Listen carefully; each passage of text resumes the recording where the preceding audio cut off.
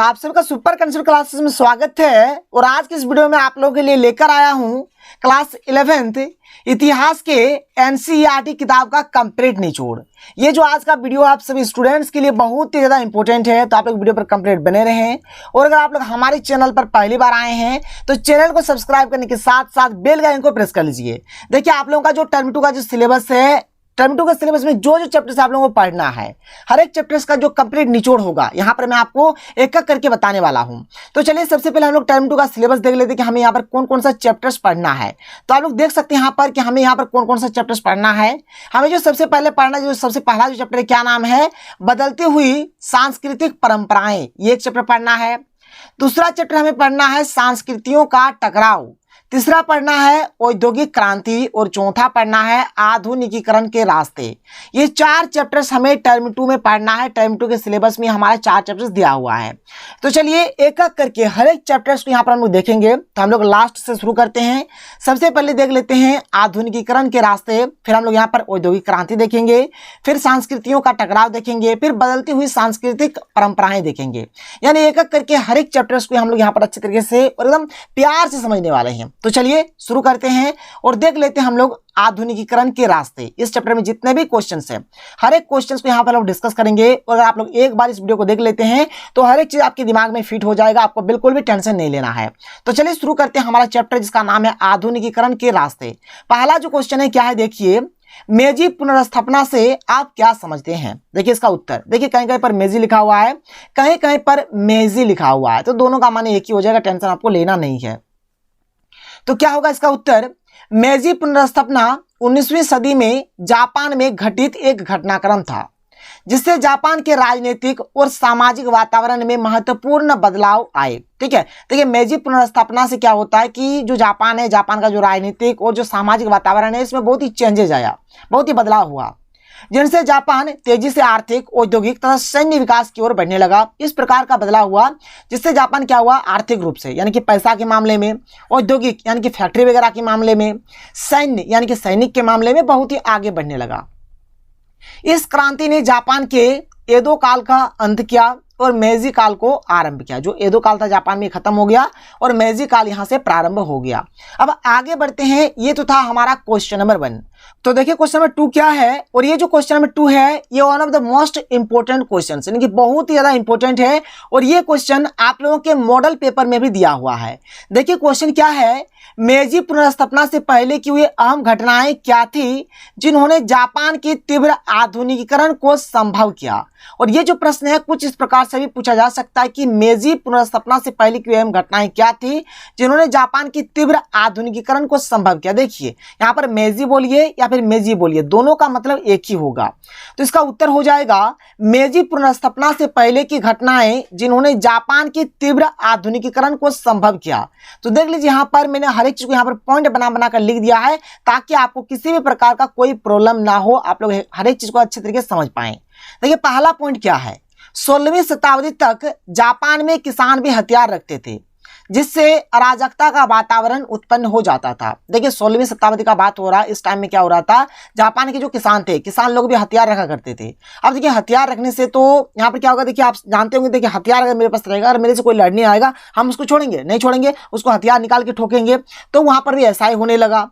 वहां पर चारों तरफ दंगा फैल जा रहा था, अराजकता फैल जा रहा था, कहीं पर सुख शांति नहीं था। लेकिन बाद में क्या होता है, ये जो 16वीं शताब्दी तक जैसे यहाँ ये वाला मतलब किसानों के पास हथियार था, लेकिन 16वीं शताब्दी के लास्ट में क्या होता है, किसानों से जो हथियार मतलब किसानों के पास जो हथियार था, तो किसानों से हथियार ले लिया जाता है और केवल जो सामुदायिक वर्ग के लोग हैं उन लोगों को यहाँ पर हथियार रखने का परमिशन दिया गया, जिससे किसान जो था ना अपना पूरा ध्यान, ठीक है, कृषि कार्य पर लगाने लगा। तो मैंने लिखा कि इसलिए इस शताब्दी के अंतिम वर्षों में किसानों से हथियार ले लिए गए।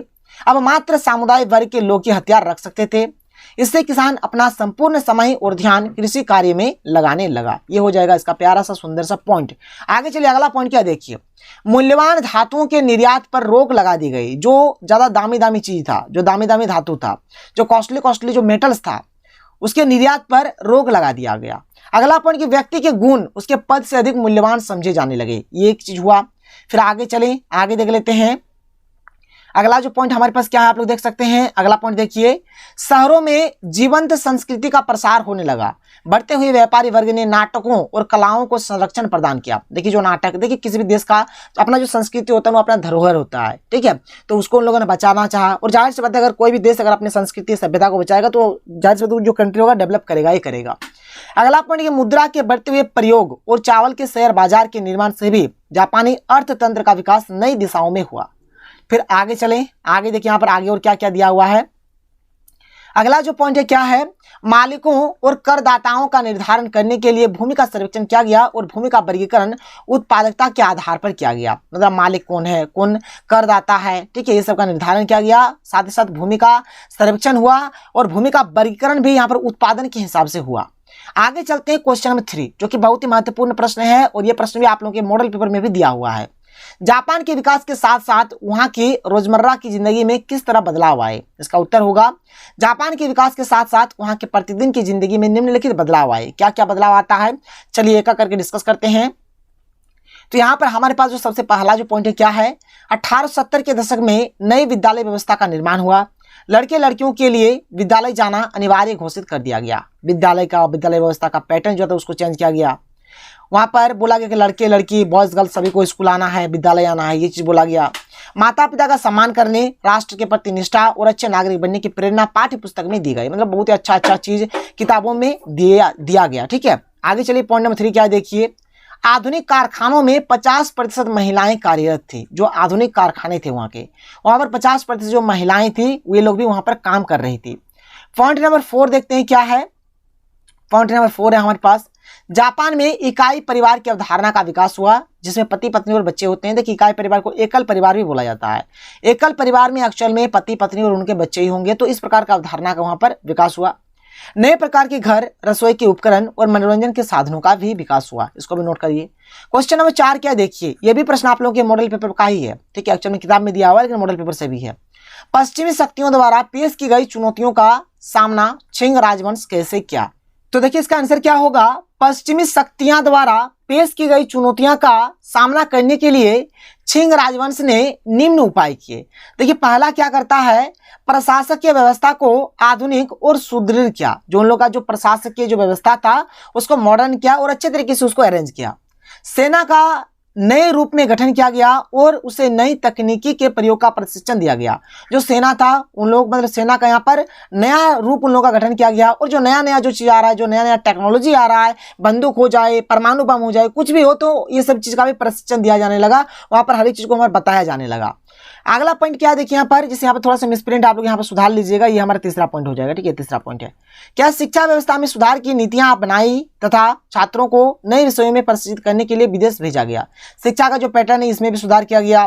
फिर नए नए सब्जेक्ट को सीखने के लिए विदेशों भी भेजा जाने लगा बच्चों को।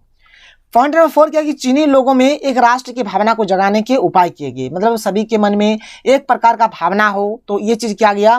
पॉइंट नंबर 5 यहाँ पे क्या है आप लोग देख सकते हैं। पॉइंट नंबर 5 है कि स्थानीय विधायिकाओं का भी गठन किया गया, ये भी किया गया। Question number 5 very important question क्या है, संन्यास सेन के 3 सिद्धांत क्या थे, और ये भी प्रश्न आप लोगों के मॉडल पेपर में दिए हुए हैं।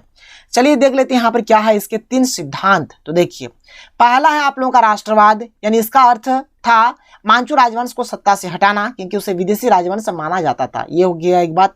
दूसरा है गणतंत्र, यानी कि देश में गणतांत्रिक सरकार की स्थापना करना। और तीसरा है समाजवाद, यानी कि पूंजी का नियमन करना तथा भूमि के स्वामित्व में समानता लाना। तो ये सब नोट करिए, ये सब हो जाएगा इसका आंसर। आगे चलें, आगे देखिए हमारे पास जो अगला जो यहाँ पर क्वेश्चन है क्या है।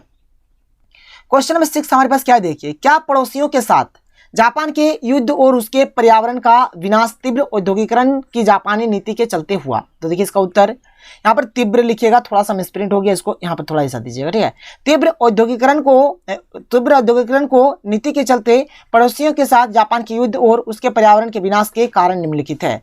क्या क्या कारण है, चलिए एक एक करके यहाँ पर डिस्कस किया जाए और अच्छे तरीके से हर एक चीज को यहाँ पर समझा जाए। देखिए पहला पॉइंट हमारे पास क्या है आप लोग देख सकते हैं। पहला पॉइंट है जापान तीव्र गति से औद्योगिकरण करना चाहता था। उसे इसके लिए कच्चे माल की आवश्यकता थी, उसे प्राप्त करने के लिए वह उपनिवेश बसाने का इच्छुक था। जापान ने इस दृष्टि से ताइवान पर 1895 ईस्वी में आक्रमण किया और अपने साम्राज्य में मिला लिया। जापान क्या करता है, सबसे पहले ताइवान के ऊपर आक्रमण करता है और ताइवान को अपने में मिला लेता है। इसी प्रकार 1910 में कोरिया पर भी अधिकार कर लिया। वह इतने से ही संतुष्ट नहीं हुआ, 1894 में चीन को हराया और 1905 में रूस से टक्कर लिया। तो ये सब चीज उन्होंने किया था। आगे बढ़े, आगे देखिए अगला पॉइंट हमारे पास क्या है, पॉइंट नंबर 2 हम लोग देखते हैं यहाँ पर क्या है। उद्योगों की तीव्र और अनियंत्रित विकास और लकड़ी जैसे प्राकृतिक संसाधनों की मांग से पर्यावरण का विनाश हुआ। 1897 ईस्वी में प्रथम संसद में प्रतिनिधि चुने गए तनाको सोजे ने औद्योगिक प्रदूषण के विरुद्ध क्या करता है, औद्योगिक प्रदूषण के विरुद्ध आंदोलन छेड़ा। इसमें लगभग 800 लोगों ने भाग लिया। ये हो जाएगा क्वेश्चन नंबर 6 का आंसर। आगे चले क्वेश्चन नंबर 7 देख लेते क्या है। क्या आप मानते हैं कि क्या है, माओ त्से-तुंग और चीन के साम्यवादी दल ने चीन को मुक्ति दिलाने और उसके मौजूदा कामयाबी की बुनियादी डालने में सफलता प्राप्त की। देखिए इसका उत्तर पहला पॉइंट है, जिस समय साम्यवाद के उदय की भूमिका चीन में तैयार थी, उसी समय माओ त्से-तुंग जैसा क्रांतिकारी नेता चीनियों को प्राप्त हुआ। मजदूर वर्ग तथा निम्न वर्ग को संगठित करने की माओ में असाधारण क्षमता विद्वान थी। किस प्रकार से किसी को एकजुट किया जाए, मतलब वो चीज एकदम अच्छी तरीके से जानता था। उसके अंदर ये जो क्वालिटी एकदम कूट-कूट के भरा हुआ था। वास्तव में उसके प्रयासों से चीन में साम्यवाद का उदय और प्रसार हुआ। तो देखिए अगला पॉइंट क्या है, 1928 से 1934 के मध्य कुओमिंतांग के आक्रमणों से सुरक्षा के लिए माओ त्से-तुंग ने शिविर लगाए। मतलब देखिए यहाँ पर क्या हो रहा था, मतलब कुओमिंतांग के आक्रमण से बचने के लिए पहले इसके सुरक्षा के लिए क्या किया, माओ त्से-तुंग ने शिविर लगाना शुरू किया। तो शिविर लगाए, ठीक है, कब, 1928 से 1934 के बीच। अगला पॉइंट कि उन्होंने किसान परिषद का गठन किया। पहले किसान परिषद का गठन करता है और भूमि पर कब्जा किया, फिर भूमि पर कब्जा करता है तथा उसे पुनः लोगों में बांट दिया, फिर लोगों में बांट भी देता है। इससे चीन का एकीकरण हुआ। देखिए पहले क्या करता है, पहले किसान परिषद का गठन करता है, फिर भूमि पर कब्जा करता है और वही भूमि को क्या करता है, लोगों में बांट देता है, ठीक है, मतलब अपने पास कुछ नहीं रखता है। फिर देखिए हमारे पास अगला पॉइंट क्या है, स्वतंत्र सरकार और सेना पर जोर दिया गया। मतलब जो स्वतंत्र सरकार और जो सेना है इन दोनों के ऊपर जोर दिया गया। यहाँ पर लास्ट पॉइंट है कि उसने महिलाओं के कल्याण के लिए अनेक कार्य किए।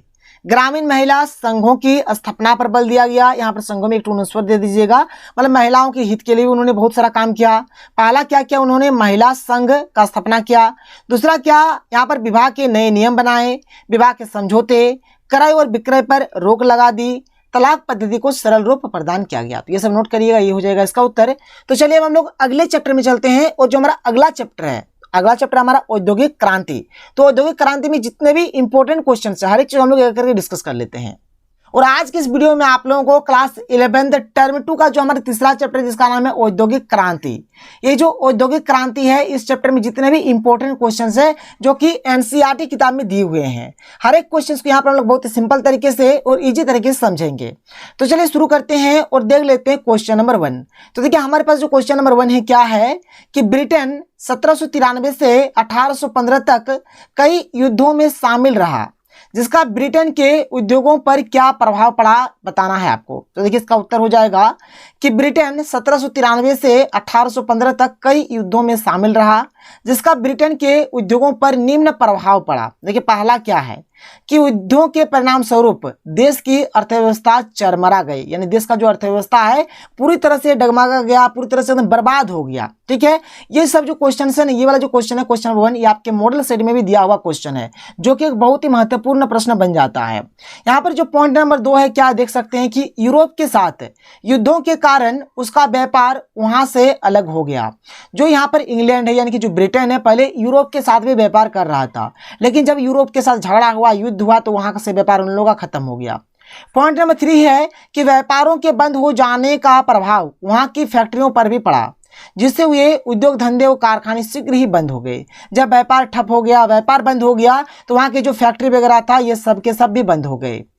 पॉइंट नंबर 4 है कि उद्योग धंधों और कारखानों के बंद हो जाने की वजह से मजदूर विवश हो गए और बेरोजगारी के कारण वे भूखमरी के शिकार होने लगे। जब फैक्ट्री, उद्योग वगैरह, जो कारखाना वगैरह रहेगा, ये सब अगर बंद हो जाएगा तो जो मजदूर रहेगा वो विवश हो जाएगा और वो बेरोजगार हो जाएंगे, और जब बेरोजगार होंगे तो वे भूखमरी के शिकार भी हो जाएंगे। यानी चारों तरफ भूखमरी यहाँ पर फैल गया। फिर आगे चलें, आगे देखिए यहाँ पर अगला जो पॉइंट है, पॉइंट नंबर 5 क्या है, नेपोलियन बोनापार्ट की महाद्वीपीय व्यवस्था या आर्थिक बहिष्कार की नीति ने इंग्लैंड को आर्थिक संकट में फंसा दिया। वस्तुतः नेपोलियन इंग्लैंड के विदेशी व्यापार को समाप्त कर देना चाहता था, ये भी नोट करिए। पॉइंट नंबर 6 की इंग्लैंड में रोटी तथा मांस की कीमतें आसमान छूने लगी। यहाँ पर जो रोटी का और जो मांस यानी कि जो मीट का जो दाम था बहुत ही मतलब हाई हो गया, बहुत ही ज़्यादा बढ़ गया था।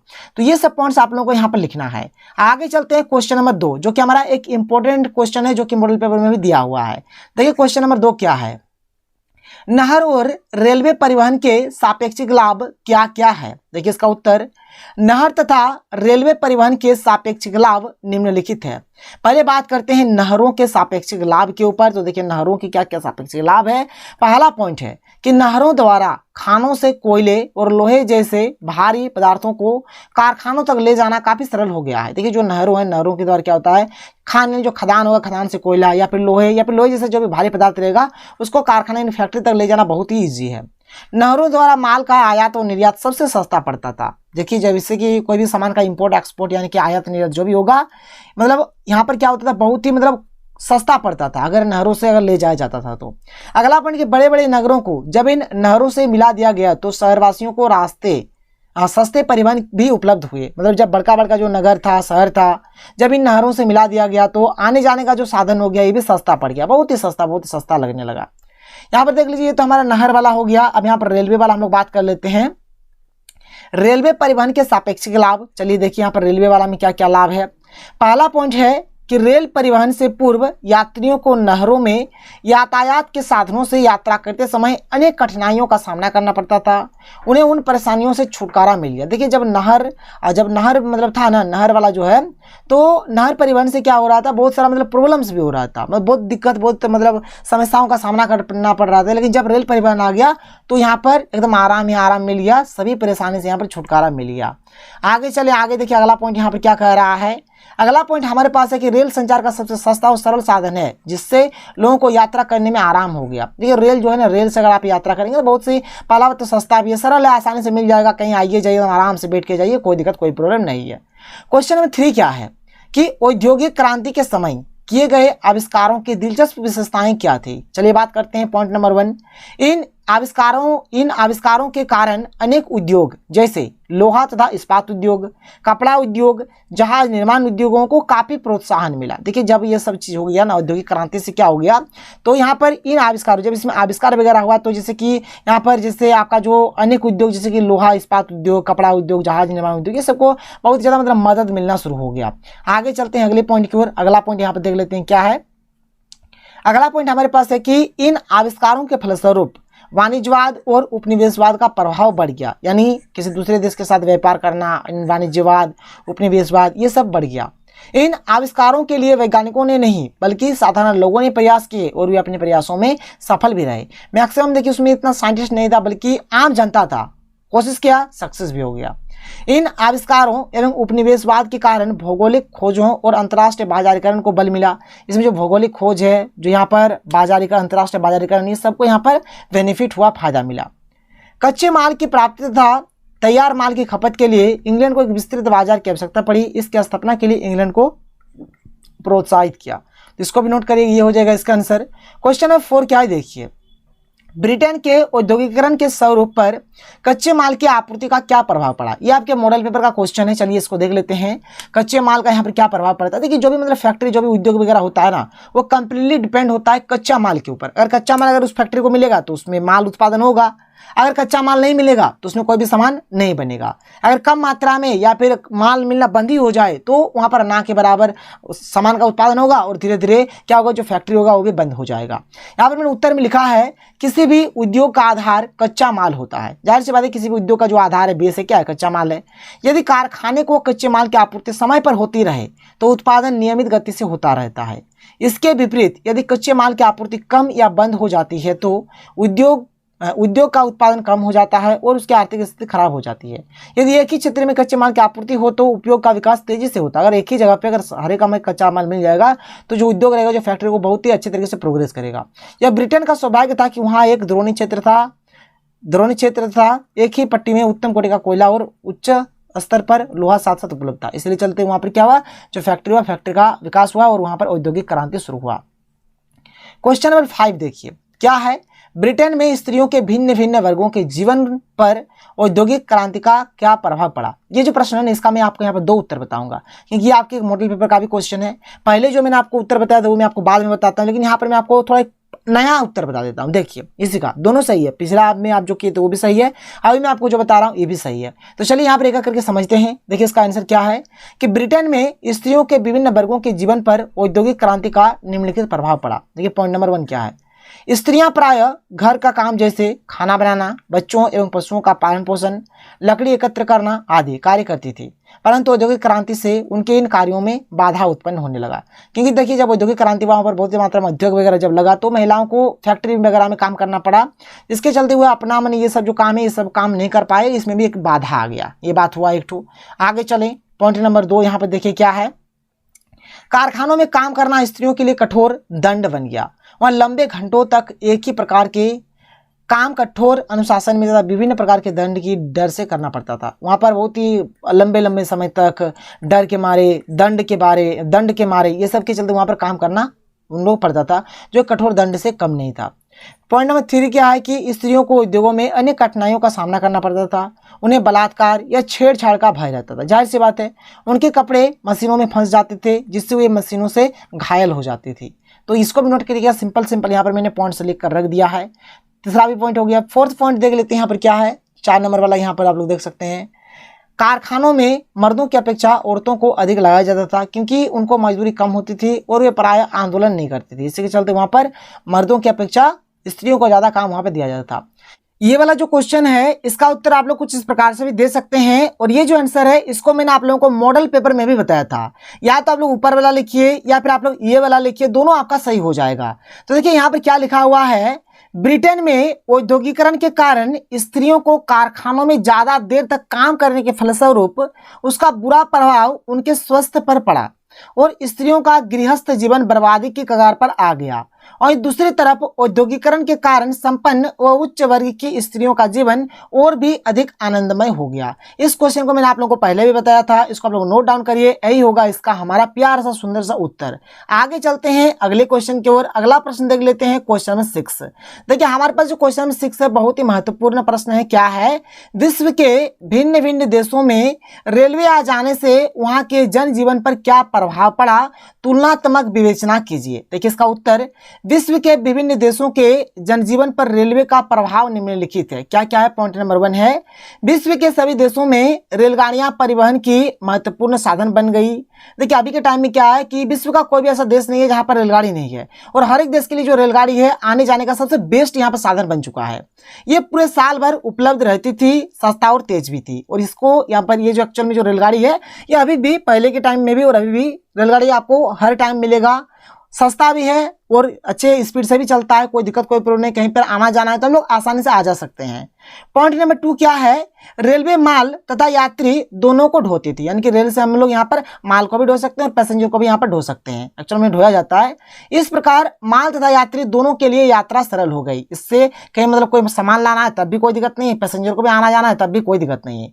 आगे चलिए पॉइंट नंबर 3 क्या है, देखिए विभिन्न देशों में रेल मार्ग लंबी दूरी तय करता था। 1850 तक आते आते इंग्लैंड के सभी नगर एक दूसरे से रेल मार्ग से जुड़ गए, इसको भी नोट करिए। 4th नंबर में कोयला और लोहे जैसे भारी वस्तुओं को रेल से ही ढोया जा सकता था, इसलिए विभिन्न देशों के लिए रेल अनिवार्य हो गया। और आज की इस वीडियो में आप लोगों को टर्म 2 का जो हमारा दूसरा चैप्टर है जिसका नाम है संस्कृतियों का टकराव, और ये जो चैप्टर है इस चैप्टर में जितने भी क्वेश्चंस है जो कि इंपॉर्टेंट भी है और एनसीईआरटी किताब में दिए हुए भी है, तो हर एक क्वेश्चन को यहाँ पर हम बहुत ही सिंपल तरीके से और इजी तरीके से देखेंगे। अगर आप लोग एक बार इस वीडियो को कंप्लीट देख लेते हैं तो आप लोग हर एक क्वेश्चन का आंसर आसानी से कर लेंगे, आप लोग जिंदगी में कभी भी नहीं भूलेंगे। तो चलिए शुरू करते हैं और एक एक करके हर एक क्वेश्चन को देख लेते हैं। अगर आप लोग हमारे चैनल पर पहली बार आए हैं तो चैनल को जरूर से जरूर सब्सक्राइब कर लें और मुझे इंस्टाग्राम पर फॉलो कर लीजिए, मेरा यूजर नेम है सुपर कंसेप्ट क्लासेस। तो देखिए यहाँ पर हमारे पास जो सबसे पहला जो क्वेश्चन है, क्वेश्चन नंबर 1 क्या है, आप लोग देख सकते हैं कि एज़टेक और मेसोपोटामियाई लोगों की सभ्यता की तुलना कीजिए। और ये जो प्रश्न है बहुत ही ज्यादा इंपॉर्टेंट, यानी कि वेरी वेरी इंपॉर्टेंट प्रश्न है, इसको एकदम अच्छे तरीके से आप लोग कर लीजिए। ये आपके मॉडल पेपर में भी दिया हुआ है और ये आपके एनसीईआरटी किताब का भी क्वेश्चन है।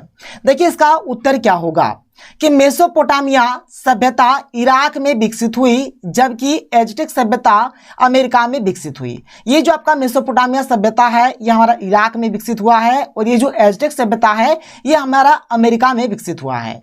अगला पॉइंट क्या है कि मेसोपोटामिया सभ्यता के लोग कृषि और पशुपालन दोनों जानते थे, परंतु एज़टेक सभ्यता के लोग कृषि जानते थे परंतु पशुपालन नहीं जानते थे। तो ये कितना सिंपल पॉइंट्स यहाँ पर मैंने लिखा है। मेसोपोटामिया वाला जो लोग है ना इन लोग कृषि भी जानते थे पशुपालन भी जानते थे, लेकिन जो एज़टेक वाले जो लोग हैं इन लोग केवल कृषि जानते थे लेकिन पशुपालन नहीं जानते थे। अगला पॉइंट क्या है कि मेसोपोटामिया सभ्यता का विकास कांस्यकालीन सभ्यता में हुआ था जबकि एज़टेक सभ्यता का विकास ऐतिहासिक युग में हुआ था। नोट करिए, बहुत ही सिंपल यहाँ पर मैंने लिख दिया है, आप लोग हर एक चीज को कर सकते हैं। फिर यहाँ पर आगे देखिए, आगे हमारे पास यहाँ पर क्या है कि मेसोपोटामिया एवं एज़टेक दोनों सभ्यताओं में शिक्षा को विशेष महत्व दिया गया। शिक्षा को यहाँ पर दोनों में विशेष महत्व दिया गया था। अगला जो प्रश्न है क्वेश्चन नंबर 2, ये भी बहुत ही महत्वपूर्ण प्रश्न है और आपके मॉडल पेपर में भी दिया हुआ प्रश्न है। क्या है कि ऐसे कौन से कारण थे जिनसे 15वीं शताब्दी में यूरोपीय नौचालन को सहायता मिली। देखिए नौचालन माने होता है कि नदियों समुद्रों आदि में नाव या जहाज चलाने की जो विद्या है इसी को बोला जाता है नौचालन।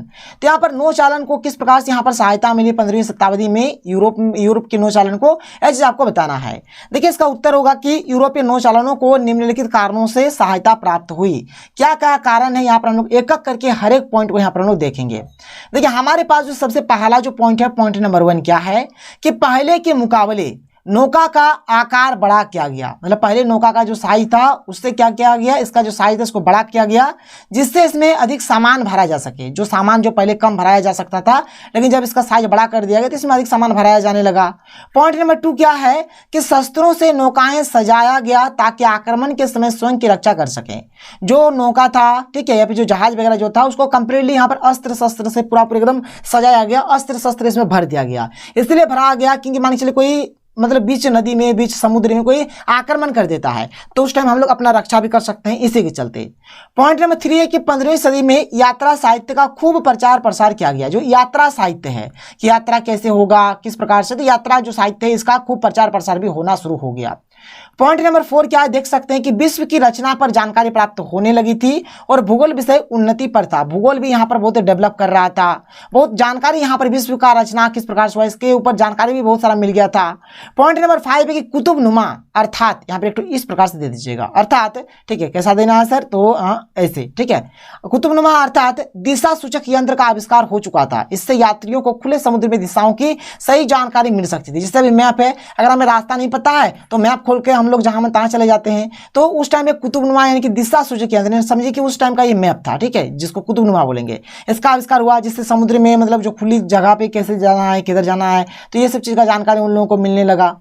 क्वेश्चन नंबर 3 देखिए क्या है, किन कारणों से स्पेन और पुर्तगाल ने 15वीं शताब्दी में सबसे पहले अटलांटिक महासागर के पार जाने का साहस किया। तो देख लेते हैं, यह भी आपका मॉडल पेपर का प्रश्न है और बहुत ही इंपॉर्टेंट भी है। तो इस चैप्टर में मैक्सिमम क्वेश्चंस आप लोगों के एनसीईआरटी किताब में डायरेक्ट मॉडल पेपर में भी लिया गया है। तो यहाँ पर देखिए हमारे पास जो यहाँ पर क्या क्या दिया हुआ है आप लोग देख सकते हैं। तो इसका आंसर हो जाएगा कि निम्नलिखित कारणों से स्पेन और पुर्तगाल ने 15वीं शताब्दी में सबसे पहले अटलांटिक महासागर के पार जाने का साहस किया। तो ये पहला पॉइंट क्या है कि उन्हें ज्ञात हुआ कि समुद्री यात्राओं के माध्यम से ही अनजान मुल्कों से संपर्क हो सकता है। मतलब जो अनजान मुल्क है जिसको हम लोग नहीं जानते हैं वहाँ के जो लोग हैं उन लोगों से भी हमें जान परिचय हो जाएगा, इसी के चलते उन लोगों ने साहस किया। दूसरा क्या है कि वे विभिन्न देशों के साथ व्यापार करना चाहते थे, वो बिजनेस करना चाहते थे दूसरे देशों के साथ। थर्ड पॉइंट कि इन देशों के लोग बाहरी दुनिया के लोगों को ईसाई बनाना चाहते थे, अपना जो ईसाई धर्म है ईसाई धर्म का प्रचार प्रसार करना चाहते थे। देखिए इससे पहले मैंने आप लोगों को मॉडल पेपर में भी इसका आंसर बता दिया है। अगर आपने मॉडल पेपर वाला आंसर किया है तो वो भी सही है और ये भी सही है। आपको जो वाला अच्छा लगता है वो वाला अच्छा लगता है वो वाला करिए, ये वाला अच्छा लगता है तो ये वाला करिए। देखिए होता है क्या, देखिए मैं यहाँ पर अपने से हर एक पॉइंट को लिखता हूँ ना, इसलिए क्या होता है बार बार मतलब पॉइंट चेंज हो जाता है। तो खैर कोई दिक्कत नहीं है, कोई दिक्कत नहीं है। यहाँ पर आप लोग को जो भी अच्छा लगता है आप लोग करिए। पहला वाला अगर अच्छा लगा तो पहला वाला करिए, अबरी वाला अच्छा लगा तो अबरी वाला करिए। फोर्थ नंबर पॉइंट क्या कि इन देशों की आर्थिक स्थिति विभिन्न कारणों से खराब हो गई थी। विशेष रूप से सोने तथा चांदी की कमी हो गई थी। ये धातुएं सिक्के के निर्माण में सहायक थे। दूसरे देशों की यात्राओं से इन्हें प्राप्त किया जा सकता था। मतलब उन लोगों को सोचा कि चलो भाई दूसरा देश का यात्रा करेंगे, हमें सोना चांदी मिलेगा जिससे हम लोग रुपया सिक्का धातुएं वगैरह बनाएंगे, क्योंकि उन लोगों का वहाँ पर बहुत ही खराब स्थिति हो चुका था, ये सब का कमी हो चुका था। तो इसी के चलते उन लोग चलो सोचा कि चलो साहस करके हम लोग चलते हैं, तो साहस करके उन लोगों ने चल दिया। यहाँ पर क्वेश्चन नंबर 4 देखिए, क्वेश्चन नंबर 4 भी आपका मॉडल पेपर का ही प्रश्न है, ये भी मॉडल पेपर में दिया गया है। कौन सी नई खाद्य वस्तुएं दक्षिण अमेरिका से बाकी दुनिया में भेजी जाती थी? तो देखिए कौन कौन सा भेजा जाता है, तंबाकू, आलू, गन्ने की चीनी, ककाओ, ककाओ माने कि कोको और चॉकलेट बनाने के लिए ककाओ का यूज होता है, तो ये सब चीज़ भेजा जाता था। नोट कर लीजिए, बहुत ही सिंपल तरीके से मैं आप लोगों को समझा रहा हूँ, पढ़ा रहा हूँ। आगे चलते हैं, क्वेश्चन नंबर 5 तो देखेंगे, लेकिन इससे पहले आप और कुछ पॉइंट से देख लीजिए। रबड़ है, लाल मिर्च है, इमारती लकड़ी है, इत्यादि। क्वेश्चन नंबर यहाँ पर देख लीजिए 5, ठीक है। क्वेश्चन नंबर 5 हमारे पास क्या है, आप लोग देख सकते हैं।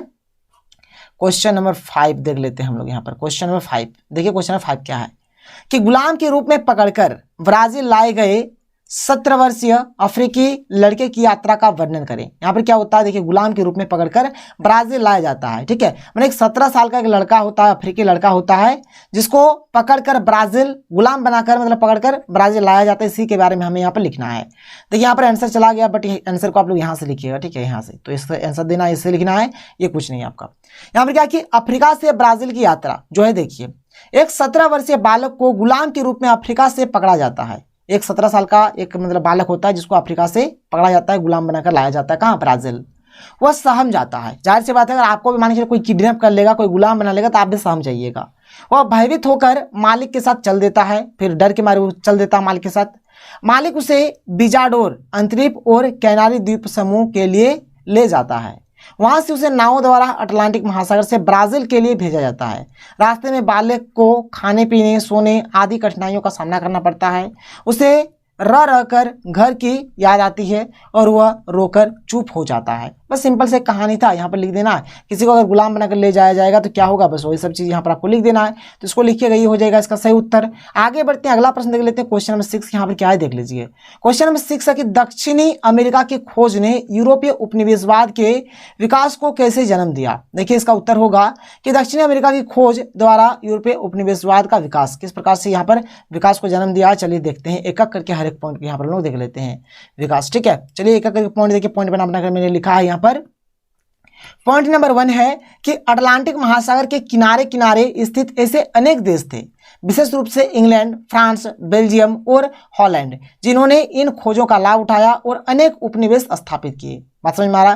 देखिए अटलांटिक महासागर के किनारे बहुत सारे ऐसे देश थे, जैसे कि इंग्लैंड, फ्रांस, बेल्जियम, हॉलैंड, इन लोगों ने बहुत लाभ उठाया, ठीक है। और इन लोगों ने क्या किया, अपना उपनिवेश बहुत जगह पे स्थापित किया। पॉइंट नंबर 2 क्या कि इन देशों के सौदागरों ने संयुक्त पूंजी कंपनियां बनाई और अपने बड़े बड़े व्यापारिक अभियान चलाए। इसको भी लिखिएगा। पॉइंट नंबर 3 कि यूरोप में अमेरिकी प्रदेशों से बहकर आई चांदी सोने की बाढ़ ने अंतर्राष्ट्रीय व्यापार और औद्योगिकरण का भरपूर विस्तार किया, मैंने पूरा इसको बढ़ा दिया। आगे चलते हैं, आगे देख लेते हैं यहाँ पर पॉइंट नंबर 4 यहाँ पे क्या है देख लीजिए आप लोग। पॉइंट नंबर 4 यूरोपवासियों को नई दुनिया में पैदा होने वाले नई नई वस्तुओं तथा तंबाकू, आलू, गन्ने की चीनी, ठीक है, ककाओ, रबड़ आदि का ज्ञान हुआ, जिससे वे उत्पत्ति निवेशों से प्राप्त करने का प्रयास करने लगे। तो आप लोगों का टर्म 2 में जो आप लोगों का सबसे पहला जो चैप्टर है, जिसका नाम है बदलते हुए सांस्कृतिक परंपराएं, और ये जो चैप्टर है, इस चैप्टर में एनसीईआरटी किताब में जितने भी क्वेश्चंस है, हर एक चीज को यहाँ पर मैं आपको बहुत ही सिंपल तरीके से और इजी तरीके से बताने वाला हूं। अगर आप लोग एक बार इस वीडियो को देख लेते हैं तो यहाँ पर जितना भी क्वेश्चन का आंसर है, आप लोगों के दिमाग में, आप लोगों के खोपड़े में, आप लोगों के दिल में बैठ जाएगा, कभी आप लोग जिंदगी में नहीं भूलेंगे। तो वीडियो पर कंप्लीट बने रहें, और अगर आप लोग हमारे चैनल पर पहली बार आए हैं तो चैनल को सब्सक्राइब करने के साथ साथ बेल का आइकन को प्रेस करिए, और साथ ही साथ मुझे आप लोग इंस्टाग्राम पे फॉलो करिए। मेरा यूजर नेम है सुपर कंसेप्ट क्लासेस। अगर आप लोग इंस्टाग्राम पर जाकर सुपर कंसेप्ट क्लासेस लिखेंगे तो आप लोगों को मिल जाएगा, फटाफट फॉलो करिए, क्योंकि हम लोग बहुत ही जल्द इंस्टाग्राम पर लाइव आने वाले हैं, और वीडियो चैट एक होता है ना, लाइव वीडियो चैट होता है, उसी के माध्यम से हम लोग बातचीत करने वाले हैं। तो चलिए शुरू करते हैं और एक एक करके हर एक क्वेश्चन को देख लेते हैं। तो देखिए क्वेश्चन नंबर 1 क्या है, 14वीं और 15वीं शताब्दियों में यूनानी और रोमन संस्कृति के किन तत्वों को पुनर्जीवित किया गया? यहां पर बात हो रहा है 14वीं और 15वीं शताब्दी का। तो ये जो टाइम पीरियड है, इस टाइम पीरियड में यूनानी और रोमन संस्कृति के किन तत्वों को पुनर्जीवित यानी कि फिर से जीवित किया गया? तो देखिए यहाँ पर सबसे पहला पॉइंट क्या हो जाएगा कि इस टाइम पीरियड में क्या होता है, यहाँ पर ये जो यूनानी है और ये जो रोमन है, इन्होंने क्या किया, अपना जो पुराना सभ्यता था ना, उसको पुनर्जीवित किया। तो यहाँ पर मैंने लिखा है कि 14 से 15वीं शताब्दी में यूनानी और रोमन सभ्यता की प्राचीनता को पुनर्जीवित किया गया। दूसरा पॉइंट है कि प्राचीन लेखकों की रचनाओं का अध्ययन किया गया। जो प्राचीन लेखक, जो पुराने लेखक थे, उन लोगों ने जो रचना करके गए थे, वो सारे के सारे रचना का यहाँ पर अध्ययन किया गया। थर्ड पॉइंट है कि उन्होंने मानवतावाद के अध्ययन पर जोर दिया। मानवतावाद जो विचारधारा है इस पर अधिक जोर दिया गया। कला और चित्रकला को पुनर्जीवित किया गया। आप लोग आसानी से लिख सकते हैं। देखिए पहला पॉइंट क्या होगा कि यहाँ पर यूनानी और रोमन का जो पुराना सभ्यता था इसको यहाँ पर पुनर्जीवित किया गया। पुराने लेखक का जो रचना था इसका अध्ययन हुआ। मानवतावाद के अध्ययन पर जोर दिया गया और कला और चित्रकला को यहाँ पर पुनर्जीवित किया गया। ये 4 पॉइंट लिख दीजिएगा, आप लोगों का यहाँ पर बेड़ा पार हो जाएगा, कोई दिक्कत कोई प्रॉब्लम नहीं है। देखिए बहुत ही सिंपल और इजी तरीके से मैंने लिखा है। अगर आप लोग एक बार पढ़ेंगे तो आप लोगों को याद होगा, आप लोगों को बिल्कुल टेंशन नहीं लेना है। चलिए आगे बढ़ते हैं, अगले क्वेश्चन को चलते हैं। अगला प्रश्न देख लेते हैं, क्वेश्चन नंबर 2।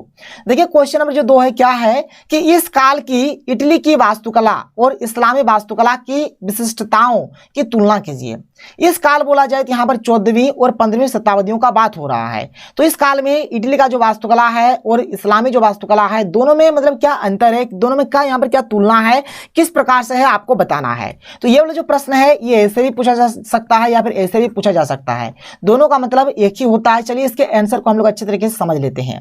देखिए इसका उत्तर क्या हो जाएगा। तो यहाँ पर पहला पॉइंट हमने लिखा है कि इस काल में इटली की वास्तुकला और इस्लामी वास्तुकला दोनों नगरों को सजाने में लग गया। इस काल में क्या होता है, 14वीं 15वीं शताब्दी में क्या होता है, इस टाइम पीरियड में क्या करता है, जो इटली का जो वास्तुकला है और इस्लाम का जो वास्तुकला है ये दोनों क्या करते हैं, नगरों को सजाने में लग जाता है। इटली ने रोम के अवशेषों के आधार पर एक नवीन वास्तुकला की शैली अपनाई। इटली क्या करता है, जिसे रोम का जो अवशेष था ना, देखा कि रोम में किस प्रकार से क्या हुआ था, उसी के आधार से इन्होंने क्या किया, एक नया वास्तुकला का शैली बनाता है, एक नया सीरीज बनाता है वास्तुकला का। थर्ड पॉइंट आप लोग देखिए यहाँ पर थर्ड पॉइंट क्या है, इटली में भवनों के चित्र बनाए गए, मूर्तियों का निर्माण किया और विभिन्न प्रकार की आकृतियां उकेरी गई। इस्लामी वास्तुकला में इतनी सजावट पर जोर नहीं दिया गया। ठीक है, मतलब उन लोग उतना सजावट पर जोर नहीं दिया। ये हो जाएगा हमारा इस क्वेश्चन का प्यारा सा सुंदर सा उत्तर। आगे बढ़ते हैं, क्वेश्चन नंबर 3 देख लेते हैं। देख लीजिए हमारे पास क्वेश्चन नंबर 3 क्या है।